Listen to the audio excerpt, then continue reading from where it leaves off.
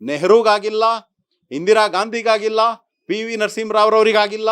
ಆದ್ರಿಂದಾಗಿ ಈಗಿನ ಯಾವ ಸಿದ್ದರಾಮಯ್ಯನವ್ರಿಗಿರ್ಬೋದು, ಪ್ರಿಯಾಂಕ್ ಖರ್ಗೆ ಇರ್ಬೋದು, ಇವರ್ಯಾರಿಗೂ ಕೂಡ ಇದು ಕನಸಿನ ಮಾತು ಹೊರತು, ಇವರ ಸ್ಟೇಟ್ಮೆಂಟು ಬಾಯಲ್ಲಿ ಮಾತ್ರ ಇದು ಸಾಧ್ಯ ಹೊರತು ಇಟ್ ಇಸ್ ಇಂಪಾಸಿಬಲ್ ಅಂತ ಹೇಳಲಿಕ್ಕೆ ಬಯಸ್ತೇನೆ.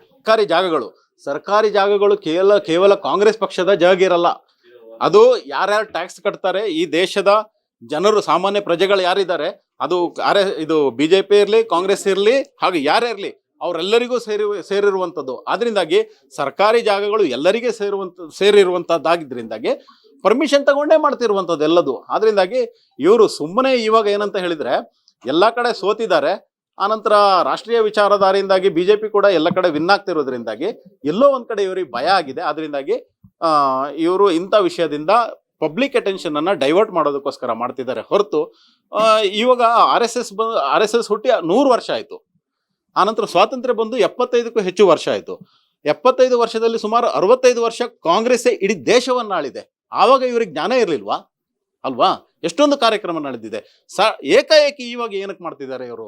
ಅದರಿಂದಾಗಿ ಇದೆಲ್ಲ ಸ್ಪಷ್ಟವಾಗಿ ಎಲ್ಲೋ ಒಂದ್ ಕಡೆ ಅಟೆನ್ಷನ್ ಅನ್ನ ಡೈವರ್ಟ್ ಮಾಡುವಂತದ್ದು ಒಂದು ಸ್ಪಷ್ಟ ಹುನ್ನಾರ ಬಿಟ್ರೆ ಬೇರೆ ಏನೂ ಅಲ್ಲ. ನಮ್ಮ ಜೀನಿ ಸ್ಲಿಮ್ ನ ಯೂಸ್ ಮಾಡಿ 8 ತಿಂಗಳಲ್ಲಿ 55 kg ಸಣ್ಣ ಆಗಿದ್ದಾರೆ. ಜೀನಿ ಸ್ಲಿಮ್ ತಗೊಂಡು ಈಗ ಫಿಟ್ ಆಗಿದ್ದೀನಿ ಅಂತ ಔಟ್ ಸೈಡ್ ತಿನ್ನೋದ್ ಬದಲು ಇದನ್ನ ತಗೊಂಡ್ರೆ ನಾವು ಸಣ್ಣ ಆಗ್ಬೇಕಂತ ಜಿಮ್ಮಿಗೆಲ್ಲ ಹೋಗ್ತೀವಿ, ರಿಸ್ಕ್ ತಗೋತೀವಿ. ಎನರ್ಜಿ ಡ್ರಿಂಕ್ ಆಗಿ ನಾವು ಜೀನಿ ಸ್ಲಿಮ್ ತಗೊಂಡ್ರೆ ಒಳ್ಳೆ ರಿಸಲ್ಟ್ ಬರುತ್ತೆ.